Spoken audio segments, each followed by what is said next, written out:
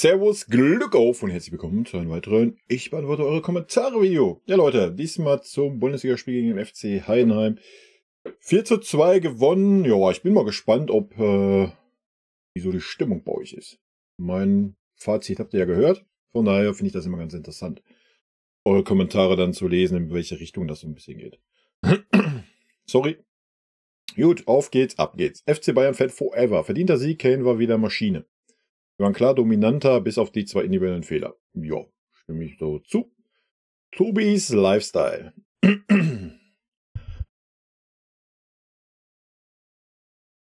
Kim muss das mit den Fehlpässen wirklich besser trainieren und in den Griff bekommen, denn ich finde, ansonsten ist er ein Top-Verteidiger. Gnabry kann man momentan vergessen und King Kane wie immer super. Ja, ich denke auch defensiv, ja, hat er auch mal 1, 2 Schwächen gehabt, aber so defensiver Zweikampf ist ein Kim echt super stark. Ne?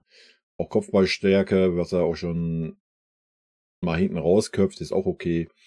Ja, der Spielaufbau, ich weiß auch nicht, woran es liegt.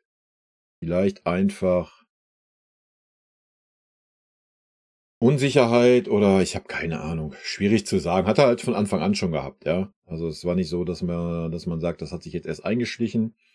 Er hat schon von Anfang an, seitdem er da ist, immer mal wieder so Fehlpässe drin gehabt, aber auch dann so Fehlpässe, die gar nicht nötig waren. Aber ähnlich war es bei Opa letzte Saison auch, wenn er die Bälle nach vorne gespielt hat, dass sie meistens zu risikoreich waren. Wo ich das bei Kim jetzt gar nicht so festgestellt habe, die waren einfach zu unsauber gespielt. Ja, ja. Hört sich jetzt doof an, aber vielleicht einfach mal das Passspiel ein bisschen üben. Keine Ahnung, ich weiß es nicht. Wild. Oder einfach ein bisschen konzentrierter sein, oder vielleicht liegt es einfach daran, dass er zu viel spielt, aber nochmal, das war schon von Anfang an so. Das ist jetzt nicht erst so die letzten Wochen. Keine Ahnung. Ansonsten, ja, muss er sich einfach mal ein bisschen einleben, ein bisschen an unseren Spielstil gewöhnen. Ja, ich denke, das wird besser werden. Oldschool, gut, es war eine englische Woche, dafür war die Leistung ganz ordentlich. Solche Spiele musste man einfach gewinnen. Nach der Pause hat man schon gesehen, dass die Konzentration bei einigen Spielern stark nachgelassen hat. So fielen dann auch die Gegentore. Guerrero hat uns heute echt gerettet. Ich teile deine Meinung zu Gnabry und Choupo absolut. Sie laufen rum, wie falsch geht. Dann soll Tuchel lieber junge Spieler bringen, die sich den Arsch aufreißen. Ich hätte auch Bouna Sarr heute mal ein Tor gegönnt. Er hat seine Sache ganz ordentlich gemacht. Ja, sehe ich auch genauso. Ne? Also Bouna Sarr war ordentlich und ja, keine Ahnung. Ich habe ein bisschen, was heißt Abneigung gegen Gnabry? Habe ich eigentlich gar nicht. Aber seine Leistungen die letzten Wochen, Monaten, Jahre haben einfach bei mir eine Abneigung entwickelt.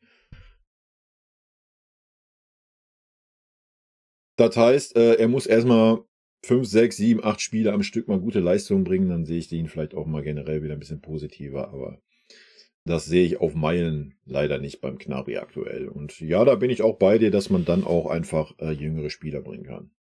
Ja, die Bock haben, die ackern, die versuchen. Und auswechseln kannst du die ja auch immer noch. Ja, und du kannst auch einen Gnabry zur Pause rausnehmen, wenn er einfach nicht performt. Meiner Meinung nach. Aber andere haben ihn ja auch ein bisschen besser gesehen. Vielleicht bin ich da ein bisschen zu kritisch. Von daher, ja, das ist aber auch nur meine Meinung. Guerrero hat uns heute echt gerettet. Ja, weiß ich nicht, wer uns jetzt heute gerettet hätte. Er hat ein gutes Spiel gemacht, kam gut rein, was mir gut gefallen hat vorne. Er hat die Bälle uneigennützig auch versucht zu verteilen. Auch das Passspiel mit ihm, so das Zusammenspiel war einfach gut. Ja? Weil er keiner ist, der dann versucht, irgendwie 3 Leute auszudribbeln, um dann irgendwas zu machen. Ja, einfach schnörkellos, direktes Spiel, super stark, super schön im Zusammenspiel mit Sané und Kane und so weiter. Hat mir ganz gut gefallen, kann ich mir mit Fantasie da vorne auf jeden Fall vorstellen. Olo, also Tell war recht gut, hat die Vorarbeit fürs 4:2 gemacht und hat oft bei Konter den Ball nicht gekriegt. Ja, wie gesagt, das war auch seine starke Aktion. Ansonsten fand ich Tell heute ein bisschen schwächer, wie er sonst war. Mir hat so ein bisschen in 1, 2 Situationen dieses Überhebliche hat mir nicht gepasst. Ja, so, das ist aber auch nur meine Meinung. Ja. Servus Kai. Schließe mich deiner Meinung einmal mehr an und lehne mich zufrieden zurück, da die Mannschaft aufzeigt, hoffentlich konstant, wieder sicherer zu werden, betreffend unterschiedliche Spielstile bzw. Gegner. Dann Kane mit der Chancenbucher, der uns ja oft begleitete, wenn es lief, geringer, auch wenn sogar Heavy diesmal 2 gute Chancen nicht reinmachte. Ja, aber ich denke, da gibt es nicht viel zu kritisieren. Wenn Gnabry verstehe ich schon, dass Tuchel ihn spielen lässt, nach Verletzung wieder langsam wieder reinkommen und so, was ich mich nur frage, bei seiner Leistung vor seiner Verletzung wozu? Ja, hätte ich nicht besser ausdrücken können. Braucht die Mannschaft ihn dringendst? Macht er sie besser? Ein Gnabry wie damals gegen Tottenham Hotspur sehe ich nicht, ob mit oder ohne Schiene. Abgesehen von dem dünnen Kader sehe ich da derzeit keinen Grund, gerade im Angriff ein Gnabry da so schnell wie möglich wieder zu integrieren.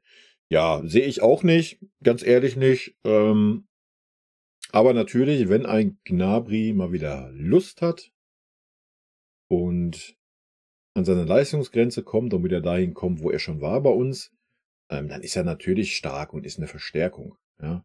Aber wenn man ihn dafür jetzt nochmal 1,5 Jahre Zucker in den Arsch blasen muss, dann fühle ich das halt auch nicht mehr. Ja, das hat man jetzt schon 1,5 Jahre getan.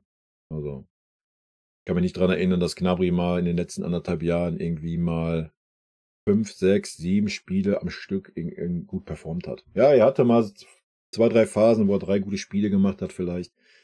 Und das war's. Ja, und das ist einfach aus meiner Sicht für den FC Bayern zu wenig. Auch damals, was du gerade ansprichst, gegen Tottenham und sowas. Auch da war er dann so Sané-mäßig. Ne? Hat so 10, 12 Spiele gut gespielt und danach auch wieder keinen Bock gehabt. Einzige, wo er mal konstant sich den Arsch aufgerissen hat, war da, wo es um die Vertragsverlängerung ging. Ja, und danach kam der komplette Einbruch. Und das sagt schon viel über diesen Spielertypen aus, meiner Meinung nach.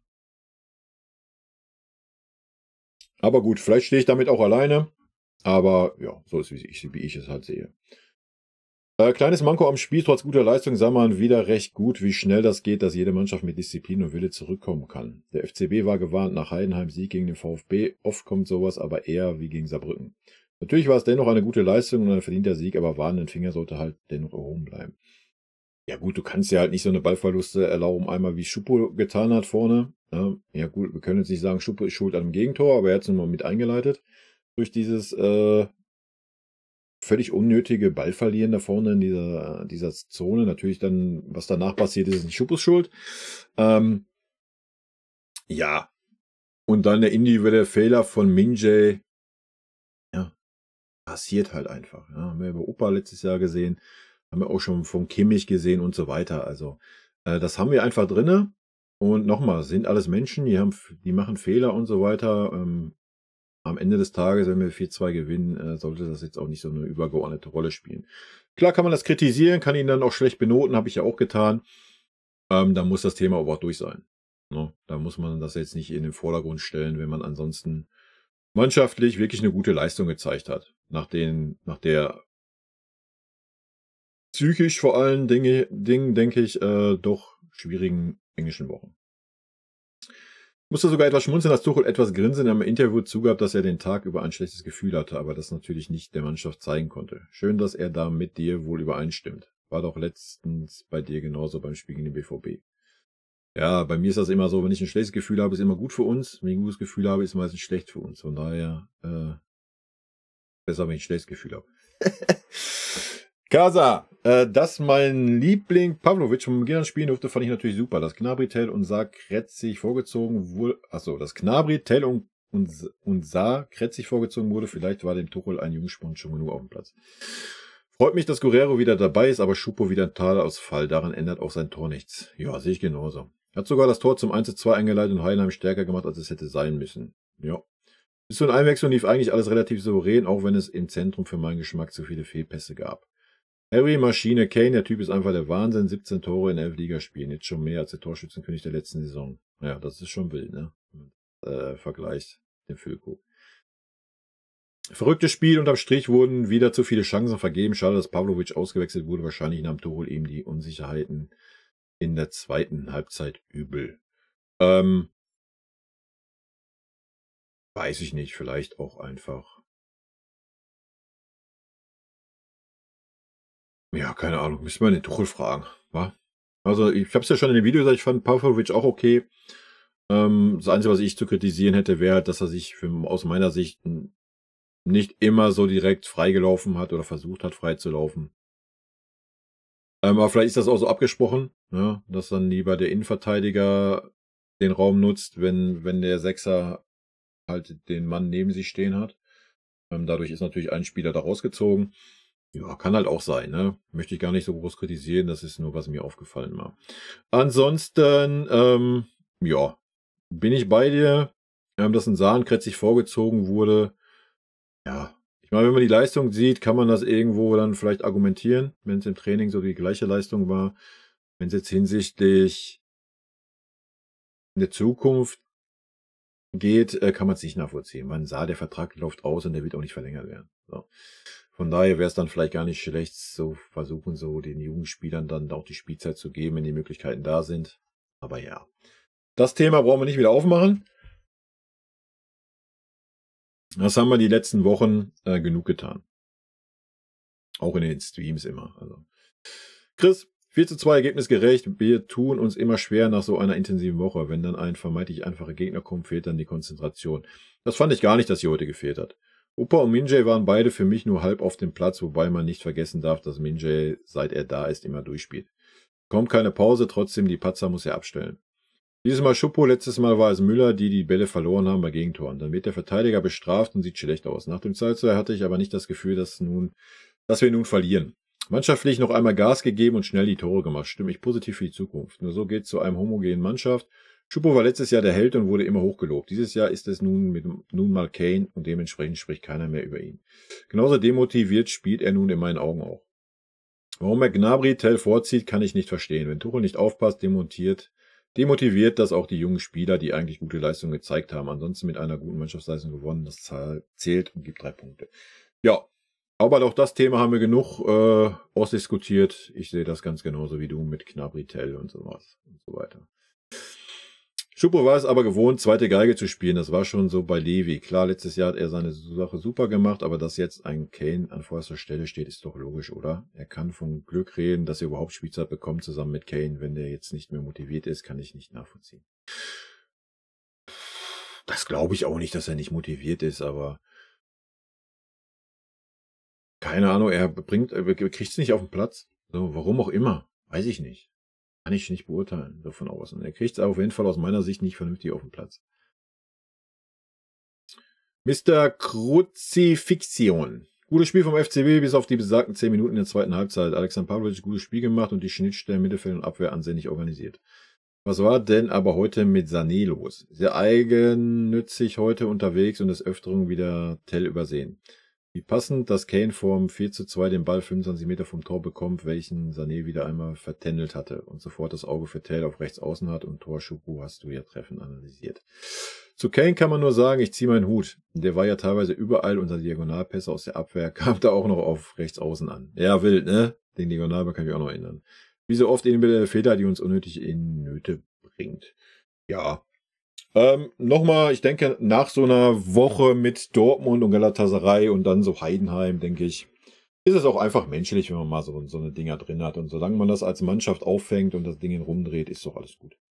Sané, ja, hat aber auch 2 Tore vorbereitet für Harry Kane. Darf man halt auch nicht vergessen. Ne? Und nochmal, das ist aber so eine Art Spieler, der auch mal egoistisch sein muss und darf, wie ich finde. Die Mischung muss halt stimmen. Ne? Und für mich war es noch im Rahmen. Klar kann man im Nachhinein immer sagen, hättest du doch da besser gespielt. Aber ja, das ist halt so ein bisschen auch Leroy und das muss man dann auch akzeptieren. Hat man zum Beispiel bei Ribéry oder Robben auch akzeptiert. Eher mehr bei Robben. Ribéry hat ja meistens doch eher für den Stürmer aufgelegt. Aber ein Robben war auch oft sehr eigensinnig. Ne?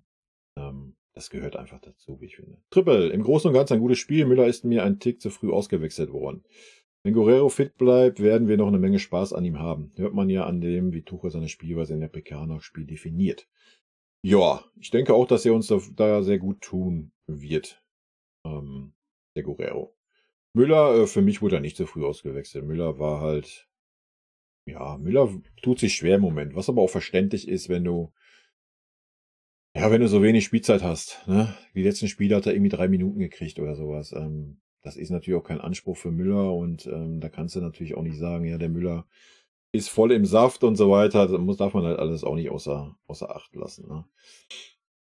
Legion Ratisbona. Vorab, ich liebe deine Streams. Toller Typ, viel Fachwissen, kein dummes Gelaber. Mach bitte weiter so, Mir Samir. Vielen lieben Dank dafür. Chico, ich möchte grundsätzlich ein Lob auf die Mannschaft schreiben. Seit 12 Monaten habe ich nicht mehr 3 Spiele am Stück gesehen, die Spaß machen. Ich bin echt zufrieden. Jetzt hatten wir es wieder. Ja, kann ich dir zu 100% zustimmen. Fehler nehme ich mit, wenn die Einstellung stimmt. Yes, das ist ja auch immer so mein Credo, was ich sage, ne? Wenn man sieht, dass die Mannschaft will und Gas gibt, und wenn du da mal 'n Scheißtag hast, und das Tor vernagelt ist, du hast einfach kein Glück und es geht nicht rein, das Ding oder so, dann ist das halt so. Aber wenn du 'ne gute Leistung gebracht hast, ja, dann ist das doch auch alles okay. Mal was zu Saar, es wurde so viel über ihn hergezogen, da muss man jetzt auch mal loben. Hat er gut gemacht. Ja, habe ich ja in meinem Video auch gesagt, ne? Barat Joe, diese Saison sind alle Titel möglich. Ne, alle nicht. Wir sind in DFB-Pokal schon ausgeschieden. Langsam erkennt man die Handschrift Thomas Tuchels. Souverän die Antwort auf den Ausgleich. Mit so einem guten Gefühl ging ich schon lange nicht mehr in die kommenden Spiele. Harry Kane ist unfassbar gut, Leverkusen ist erschreckend in Form, dennoch brauchen wir uns keine Sorgen machen. Deutscher Meister wird nur der FCB und vielleicht sogar Europa. Ein dicke Kuss an die Mutti. Ähm, ja, weiß ich nicht. Weiß nicht, ob wir uns da keine Sorgen machen müssen. Wie du sagst, Leverkusen hat eine sehr, sehr gute Form. Da werden die wahrscheinlich irgendwann auch mal einen schlechten Tag haben und mal ein Spiel verlieren. Aber ja, das heißt ja auch nicht, dass wir jetzt alle Spiele irgendwie gewinnen, ne? Also, ich denke, bis zur Winterpause sind noch interessante Spiele für uns und für Leverkusen.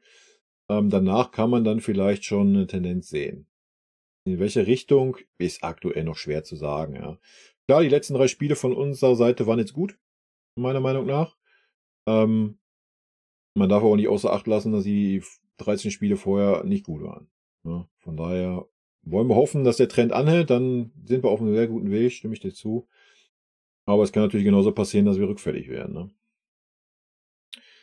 Chico nochmal, den Kommentar muss ich noch raushauen. Es ist echt geil, wie Kane dieses fehlende Puzzlestück in der Offensive schließt. Wir haben eine geile Offensive ohne Wenn und Aber. Wenn im Frühjahr alle gesund sind und bleiben, bin ich gespannt, wie die Automatismen und blindes Verständnis funktionieren. HK, du hast uns letztes Jahr gefehlt, bin so, ach Harry Kane, du hast uns letztes Jahr gefehlt, bin so froh, dass du bei uns bist. Ja, stimme ich zu. Ist der X-Faktor aktuell, ne? Und ich habe es ja auch schon vor ein paar Wochen gesagt. Lass uns mal abwarten, wenn der mal die 'ne Vorbereitung komplett mitgemacht hat und wenn die Rückrunde losgeht. Ja, ich denke mal, dann sind auch noch mal 'n bisschen mehr Automatismen da. Vielleicht dann auch 'n blindes Verständnis, obwohl wenn Kane am Ball ist, der hat immer den Blick für den Mitspieler und kriegt, fast immer den Ball auch zu ihm, ja. Wenn, dann müssen sich eher die Mitspieler an Harry Kane gewöhnen, habe ich so das Gefühl, ne? Dass die ihn öfter noch übersehen. Also, aber es kann ja nur besser werden. Also, von daher bin ich da auch gespannt. Tristan, Bouna Sarr war echt solide, dieses Spiel. Als Ersatzspieler für Mazraoui ist er durchaus eine Option. Wenn Stanisic wiederkommt, ist er dann halt wieder Rechtsverteidiger Nummer 3. Ne, dann ist er weg. Der Vertrag läuft am Ende dieser Saison aus und, der wird mit Sicherheit nicht verlängert werden. BB-Player zu Dortmund, die waren absolut chancenlos. Stuttgart hat nach Strich und Faden dominiert, jedoch betreiben sie Chancenwucher vom Feinsten, was wir am 15. Spieltag für uns nutzen können. Dortmund natürlich mal wieder eine Chance, ein Tor. Ja, ich weiß nicht, ob wir das für uns nutzen können, weil jedes Spiel ist anders und ich glaube, wie heißt er, Guivaci, ich habe keine Ahnung, in Stuttgart, wurde ja auch erst eingewechselt, weil er aus einer Verletzung kam, ne? Da hat er nicht von Anfang an gespielt. Ich denke, der hat bisher gezeigt, dass er knipsen kann. Er hat auch schon 15 Tore. Dortmund natürlich mal wieder eine Chance, ein Tor. Das war absolut lächerlich und da wird mir jeder Dortmunder zustimmen, dass das 2:1 sehr schmeichelhaft noch ist. Für Stuttgart sage ich nur 4,44. Stuttgart sage ich nur zu Bayern. Ach so, Expanded Goals. Zu Bayern gibt's nicht viel zu sagen. Du hast es gut auf den Punkt gebracht. Gerard Berger. Was ich nicht verstehe, ist eben die Tatsache, dass man unter Tuchel dieses Pressing der ersten Linie nicht mehr macht. Hauptsächlich gegen so Gegner, die es vielleicht nicht gewohnt sind und vielleicht schneller in Panik geraten. Wenn sie dann plötzlich angerannt werden und ein Tor durch sowas bleibt immer noch ein Tor. Ja, ich denke einfach, das ist eine Sache, dass Tuchel einfach ein bisschen defensiver denkt. Wenn du dich jetzt mal zurückerinnerst an den Nagelsmann-Fußball, ja, unsere Abwehrkette stand teilweise 10, 15 Meter in der gegnerischen Hälfte, ja? Und da wurden wir halt oft genug eiskalt ausgekontert. Das ist jetzt auf jeden Fall 'n Tacken besser, ja? Und wie man sieht, guck dir unser Torverhältnis an, ist es nicht nötig, dass wir die erste Reihe komplett anlaufen. Außerdem haben wir auch 'n Harry Kane, der jetzt nicht so, Oliver Levi jetzt auch nicht, vielleicht nicht so der Schnellste und das Oberlaufwunder da vorne ist. Ähm, und vielleicht sparen wir uns einfach ein paar Körner dadurch, ne? Dass halt nicht 3, 4 Spieler da versuchen, direkt die erste Linie zu pressen. Und die andere Tatsache, wenn wir das nicht tun, den Ball ein bisschen später erobern, wenn der Gegner vielleicht ein bisschen aufgerückt ist, haben wir natürlich dann auch den dementsprechenden Platz für unsere schnellen Spieler, den wir halt sonst halt auch selten haben, ne? Also, ja, ich denke mal, das ist so ein bisschen die Überlegung. Christian Loch, wir haben 2 Maschinen im Team. Der Kane tut dem Sané wirklich gut, obwohl er die 100% liegen gelassen hat. Ja, die werden sich suchen und finden. Man sieht ja jetzt schon, es ist ja schon besser geworden, das Zusammenspiel mit Sané und Kane. Ja, das wird schon. GB, Pavlovic hat sich heute zu wenig zugetraut. Ich glaube, Tuchel hat ihm auf dem Weg mitgegeben, nur Sicherheitsbälle zu spielen. Ja, weiß ich nicht. Ja, wie es Chico schreibt, drittes Profispiel, 19-Jährigen. Da sollte man das jetzt nicht so viel reininterpretieren. Mir hat er gut gefallen. Hat halt die Sechserrolle gespielt. Ne? Ohne große Schnörkel, ohne jetzt auch immer zu sehr den Ball zu fordern oder sowas. Hat natürlich ganz strikt die Position gehalten, hat die Bälle sauber rausgespielt. Ja, dafür haben wir auch andere Spieler auf dem Platz. Ja, so. Wenn wir eine Holding Six bekommen, wird das auch sehr wahrscheinlich auch keine Holding Six sein, der irgendwie das Spiel gestaltet. Muss er auch gar nicht. Ja, dafür haben wir andere Leute auf dem Platz. Also mir hat er gut gefallen. Wie gesagt, ich habe es ja jetzt schon 2, 3 Mal gesagt. Das Einzige, was ich ihm mal gar nicht vorhalten möchte, vielleicht ist es auch eine Vorgabe gewesen, dass er sich ein bisschen wenig angeboten hat, wenn zum Beispiel der Opa rechts den Ball hatte, dann stand halt ein Spieler zwischen ihm und Opa, er hat halt nicht versucht, jetzt irgendwie 10 Meter rauszulaufen oder nach vorne zu laufen, sich irgendwie da noch ein bisschen mehr zu zeigen. Aber vielleicht war es auch so gewollt, dass er halt den einen Spieler bindet und Opa dadurch ein bisschen Raum hat, ich weiß es nicht.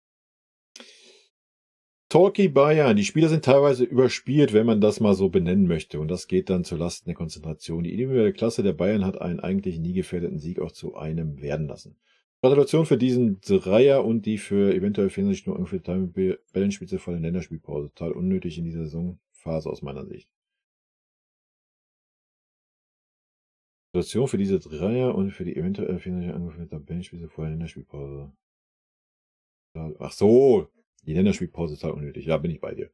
Hoffe aus Sicht der Bayern, alle Leistungsträger kommen verletzungsfrei zurück. Nochmal von mir an die Mannschaft ein Sieg mit etwas Zittern und doch Einwechselspielern, die nochmal Frische gebracht haben und dem damit verbundenen Sieg zu Kane ohne Worte in der Weltklasse passt wohl eher. Ja. Dass die Spieler teilweise überspielt sind, weiß ich nicht.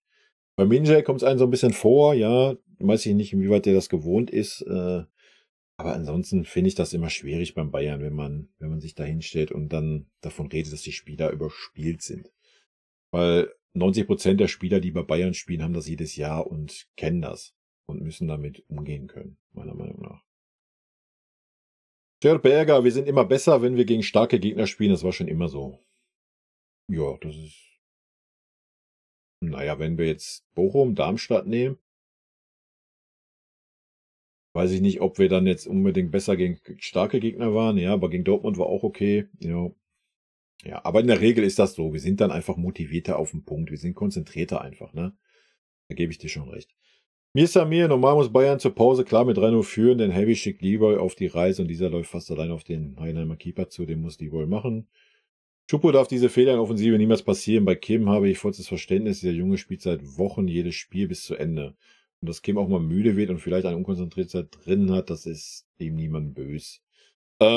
Ja, ich habe es aber schon gesagt, Kim hat das vom ersten Spiel an gehabt. Na, das darf man nicht vergessen. Man kann das jetzt nicht alles nur auf die vielen Spiele schieben.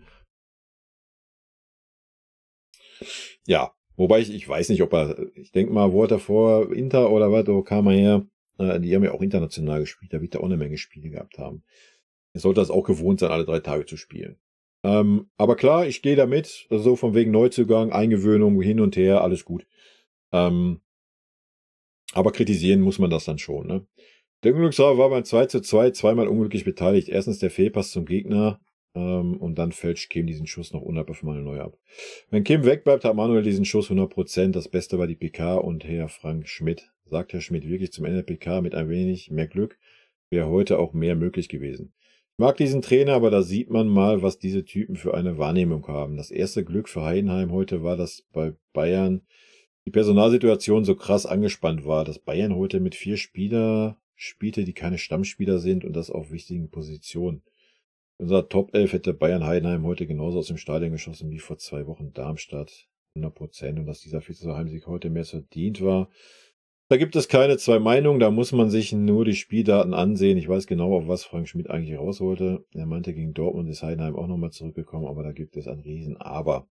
Der FC Bayern München ist eine absolute Spitzenmannschaft und sicher nicht Dortmund. Wenn man sieht, wie Bayern München heute nach diesem Zeit noch mal 2 Gänge hochgeschaltet hat, das war wirklich beeindruckend. Die Mannschaft wollte sich diesen Sieg nicht nehmen lassen und ihre Reaktion war echt beeindruckend. Stimme ich dir soweit zu, das mit Frank Schmidt habe ich so nicht wahrgenommen. Wie du das vielleicht wahrgenommen hast.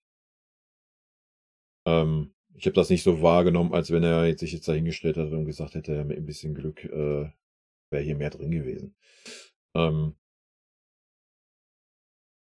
Ja, habe ich jetzt nicht so interpretiert, dass er das jetzt so ernsthaft meinte. Ich denke, er hat auch klar gesagt, wie das Ding abgelaufen ist. Und klar, mit ein bisschen mehr Glück treffen wir das Tor nicht. Hätte Fahrradkette. Warte. Ich glaube nicht, dass er das irgendwie abwertend oder disrespektmäßig gemeint hat oder was auch immer. Der Fehler von Minjay wäre nicht passiert, wenn man nicht immer hinten rumtingeln würde. Naja, er muss trotzdem in der Lage sein, den Ball nach vorne zu spielen und den Ball zum Mitspieler zu spielen und nicht zum Gegenspieler. Punkt. Ja. Ist egal, ob wir hinten rumtingeln oder nicht. Gerde Kurt, es ist doch so. Alle, die da ab 3. Liga aufwärts auf dem Feld stehen, können grundsätzlich Fußball spielen. Und die Trainer wissen, was auf dem Platz gespielt wird und können auch sehen, was Tuchel oder andere Spitzentrainerclubs aufstellen kann. Wenn so eine Mannschaft dann gut eingestellt ist und gegen einen großen Gegner die 120% Einsatz bringt, dann wird das immer unangenehm. Marktwerte und Talente hin oder her, das sind ja Erfahrungen, die nicht nur der FC Bayern immer wieder macht. Diese individuellen Fehler immer wieder sind aber ein echtes Problem, damit kommt man in der Champions League Playoffs nicht durch. Ja. Also wir sind noch lange nicht in der Champions League Playoffs, ja, da geht noch viel Wasser den Fluss runter, also immer mal abwarten, ne? Das wird man nach der oder zum Start der Rückrunde sehen, wie wir da in Form kommen, ne? Dann kann man das beurteilen. Was jetzt aktuell für Fehler passieren, interessieren uns ja jetzt noch nicht auf diese Spiele bezogen. Na klar ist das eine Tendenz, aber die Tendenz ist ja generell eher positiv wie negativ im Moment. Und ja, ich stimme dir dazu. Ab der 3. Liga, auch schon 4. Liga, sind das Fußballspieler, die wissen, was sie wie zu tun haben. Aber nichtsdestotrotz entscheidet ja die individuelle Qualität. Wenn man eine gute Mannschaftsleistung hat, auf beiden Seiten, dann entscheidet halt schon die individuelle Qualität und die ist halt auf unserer Seite. Ja? Und dann ist der Marktwert auch nicht egal. Das hat man ja dann auch nach dem 2:2 gesehen, dass wir dann halt noch 4:2 gewonnen haben. Das wäre wahrscheinlich nicht passiert, wenn wir nicht diese individuelle Qualität hätten. Ja? Schmidti, Bunasar, zack, Publikumsliebling. Ich hoffe, man bekommt endlich die Leichtigkeitsfehler raus. Wäre ganz wichtig. Gerd Berger, beim Müller bin ich nicht ganz bei dir, aber jeder seine Meinung, denn wenn Sané die Dinger reinmacht, die ihm Müller auflegt, geht deine Note anders aus. Aber du hast recht, dass bei ihm Spielpraxis fehlt. Habe ich jetzt leider nicht mehr im Kopf, was Müller den Sané aufgelegt hat. Und darum geht's mir aber auch gar nicht. Ich fand Müller halt generell einfach, der wirkte ein bisschen fremd irgendwie. Aber habe ich ja gerade auch schon vorher gesagt, es ist einfach die Spielpraxis, die ihm fehlt, ne? Und natürlich auch ein anderer Spielstil, als wenn Musiala da stehen würde. Katakuri, meiner Meinung nach, war Bunasar furchtbar und Mazraoui macht es nicht gerade besser auf der anderen Seite. Pavlovic hatte super Ansätze mit den Pässen, jedoch körperlich muss er nachlegen. Er ist aber noch jung. Tell hat es verdient, im nächsten Spiel zu starten. Gnabry war grottenschlecht, Kim wirkt auch überspielt, braucht eine Pause. Ja. Hast ja leider nicht geschrieben, woran du das festmachst, dass Bunasar so furchtbar war. Und Mazraoui auch. Aber ja, so hat jeder seine Meinung, ne? Mick Meier, Wolfsburg hat 4:0 in Gladbach verloren, nicht 3:0. Und Dortmund ist noch im Pokal, wie du gesagt hast, aber nicht mehr lange. Da müssen sie auch nach Stuttgart, da bahnt sich eine Horrorsaison an. Ja, hätte Fahrradkette, Alter, vielleicht gewinnt Dortmund das Pokalspiel in Stuttgart 5:0 und ja, ob jetzt Wolfsburg 13:0, 14:0 oder 20:0 verloren, ist mir persönlich Wurst. It's easy side. Gutes Spiel, Kim leider immer wieder solche Böcke drin. Wenn er die aus seinem Spiel rausbekommen würde, hätte er so ein starkes Potenzial. Ja, nochmal, den muss man einfach auch ein bisschen Zeit geben, ne? Erinnern bei uns Upa, erste Saison hat auch oft so eine Böcke drin gehabt, auch so Fehlpässe. Also immer gut. Na, solange es nicht spielentscheidend ist, können wir es erstmal verkraften. Kane und Sané passt. Ja, aktuell ja. Butterzucker. DJ Kezam, ich finde deine Videos immer so geil. Bester Bayern-Kanal auf YouTube. Deine Sprüche erzähle ich manchmal meinem Vater, der ist auch Bayern-Fan. Zum Beispiel, da hätte man auch einen Bierkasten hinstellen können. Ja, danke. Okay.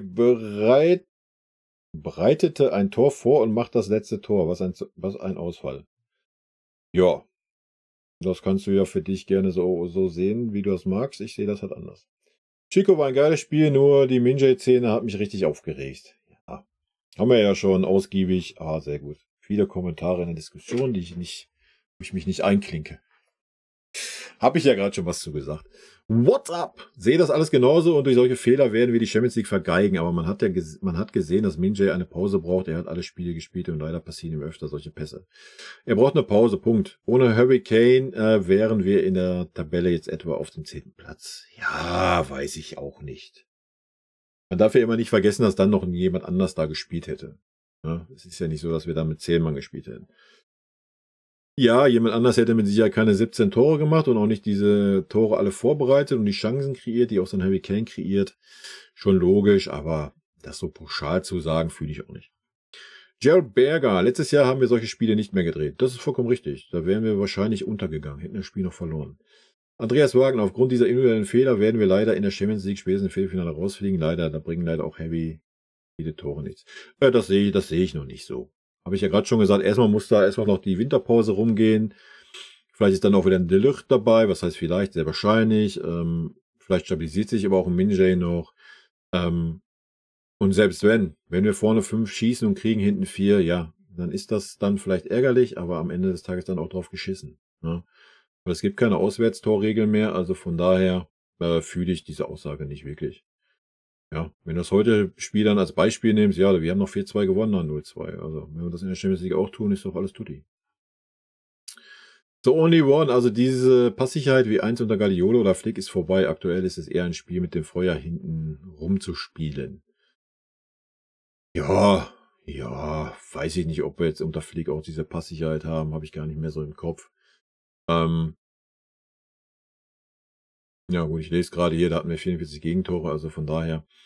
Unter Guardiola gebe ich dir recht, da war natürlich eine gewisse Passsicherheit da. Ja, ich denke, es ist einfach auch dann ein Sechser, der was ausstrahlt, der da Ruhe reinbringt und ein bisschen, ja, keine Ahnung, dann vielleicht auch Automatismen da sind, wisst ihr, dass so ein Minjay oder auch ein Opa, wer auch immer sonst da hinten spielt, gar nicht unbedingt den Ball so straight nach vorne sucht, sondern dann vielleicht eher den Ball auf den Sechser, der das übernimmt. So.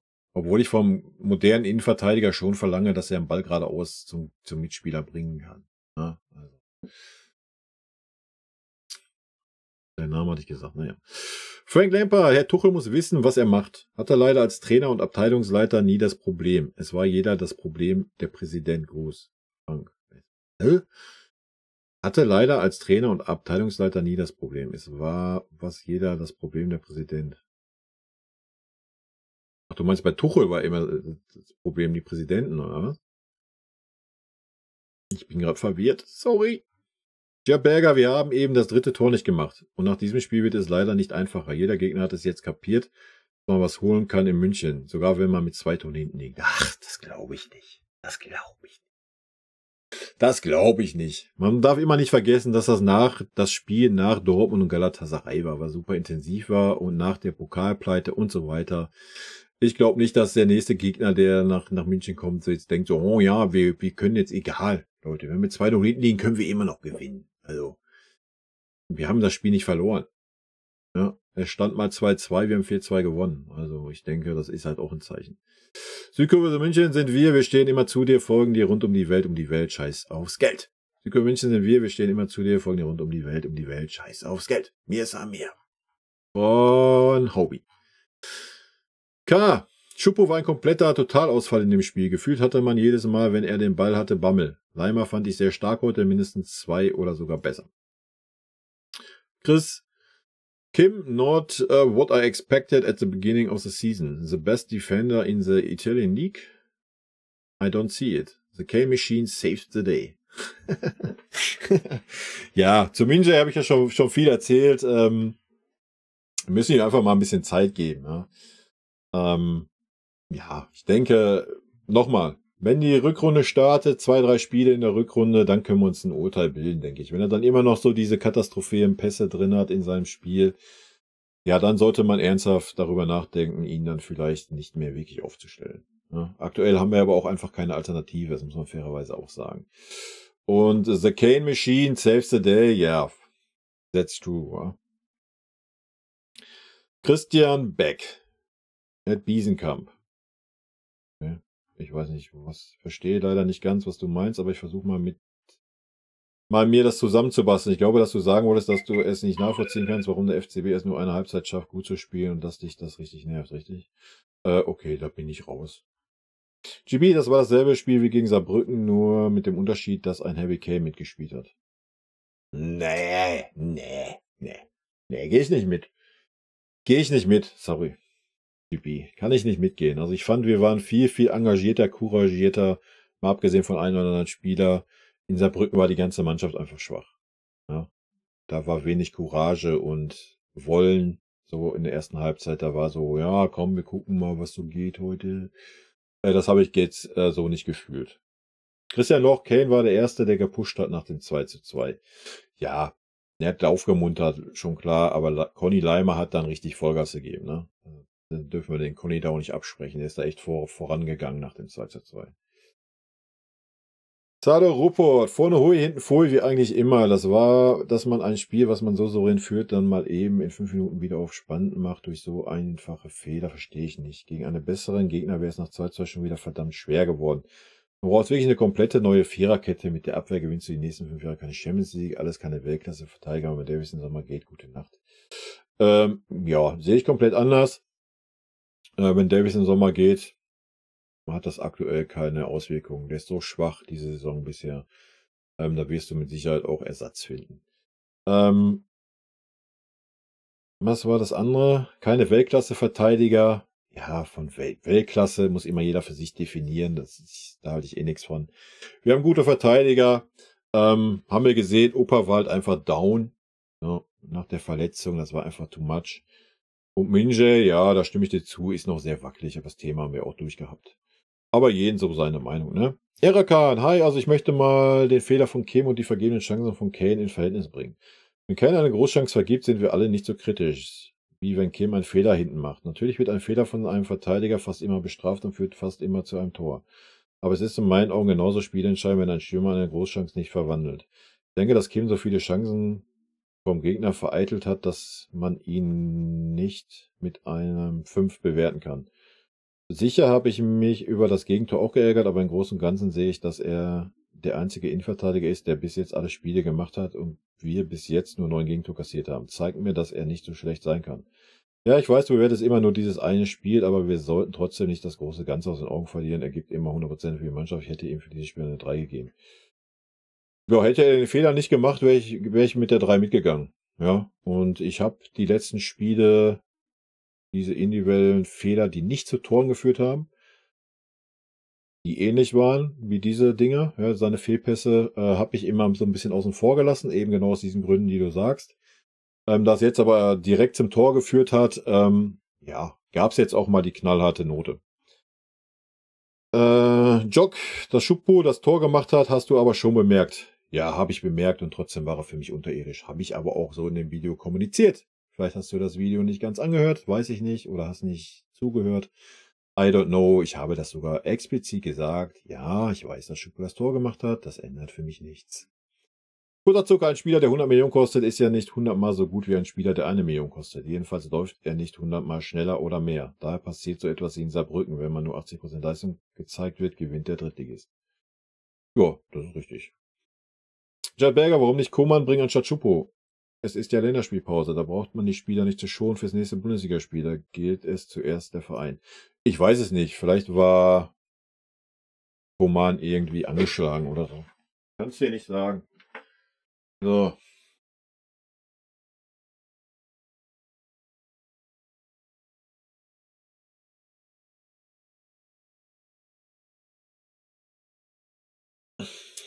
Patrick, Hauptsache Dortmund hat sich krachend aus dem Meisterrennen verabschiedet. Dortmund spielt noch gegen Leipzig und Leverkusen. Die haben zur Winterpause nichts mehr zu melden. Weiß ich nicht. Warte doch erstmal die Spiele ab, dann kannst du dich ja immer noch freuen. Vielleicht gewinnt Dortmund ja auch gegen Leverkusen und gegen Leipzig. Und dann sieht die ganze Chose schon wieder ganz anders aus. Banja, erst einmal hallo. Das Spiel ist schwer zu beurteilen oder vielleicht auch nicht. Ich habe kein Problem damit, dass wir es langsam beginnen, solange wir es kontrollieren. Was mich extrem gestört hat, ist die hohe Fehlerdichte, die wir hatten. Und das ohne, dass uns Heidenheim dazu gezwungen hat. Eigentlich kann man das Spiel Fehlpassorgien nennen. Negativ fiel mir gleich Saar auf, der sich in den ersten Minuten andauernd in den Angriff mit eingeschaltet hat, aber einfach stehen bleibt. Bis ihm Müller erklärt hat, was er darf und was nicht. Ich verstehe, dass Spieler müde sind, habe aber noch nie verstanden, warum Fußballer dann ins Dribbling gehen. Statt einfach zu passen oder die einfachen Dinge macht. Upa zum Beispiel war heute eine Katastrophe, noch nie so viele Fehlpässe von einem Spieler gesehen. Zu Kim fällt mir echt nichts mehr ein. Im Gegensatz zu Freund oder Tuche bezweifle ich langsam Kims Fähigkeiten, da er das immer wieder macht. Genauso oft habe ich schon angemahnt, dass er unter Bedrängnis hier